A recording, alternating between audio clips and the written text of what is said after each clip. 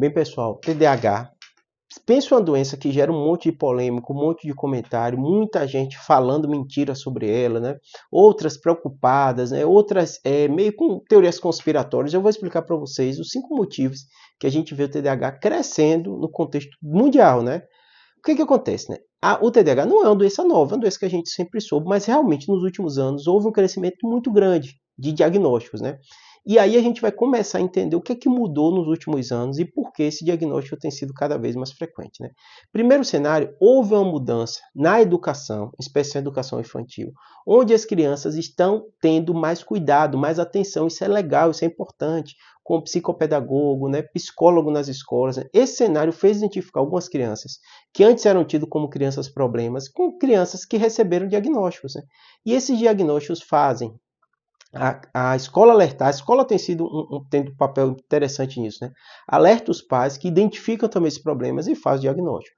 Canso de ter pacientes, familiares, né, que contam alguma história. Eu sou neurocirurgião, então não lido diretamente com pacientes com TDAH, mas encaminho, tenho muitos pacientes, né, alguns recebem diagnóstico, alguns até prescrevem medicação, manda acompanhante com o psicólogo, com o psiquiatra, né, e você percebe que às vezes a criança teve diagnóstico e o pai também. Ele via que tinha características, mandou para o neuropsicólogo, fez o exame, fez o diagnóstico, né, manda para o psiquiatra, ele recebe esse diagnóstico.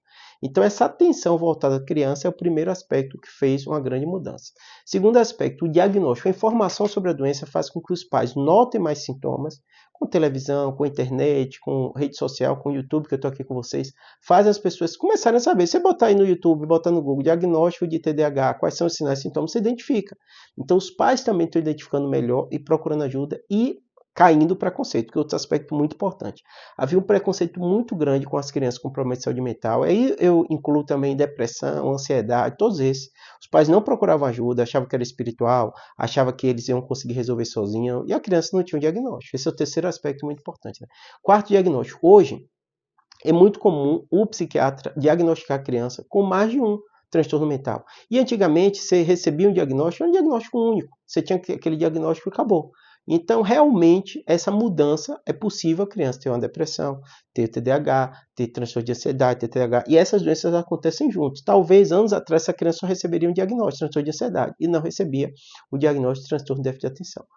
E aí o que acontece? Hiperatividade. E aí o que acontece? Esse cenário fez com que aumentasse também o diagnóstico. E o quinto, mudança no tratamento. Então hoje a gente tem medicação, tem controle, as crianças melhoram. Então o pai tem uma confiança maior de receber o diagnóstico para a criança ser tratada de forma adequada e ter uma qualidade de vida melhor. O pai percebe a melhora na qualidade de vida, fala com outros pais, grupos no WhatsApp, grupos em rede social, familiares falando sobre o diagnóstico, sobre a doença no YouTube, na internet, faz com que as pessoas se sintam mais acolhidas e vão atrás desse diagnóstico, tá bom? É uma doença que existe, reconhecida pelo MS, DSM, CID, tudo certinho, não há dúvida quanto a isso. Não vá atrás de teorias conspiratórias. Espero que tenha ajudado, abraço.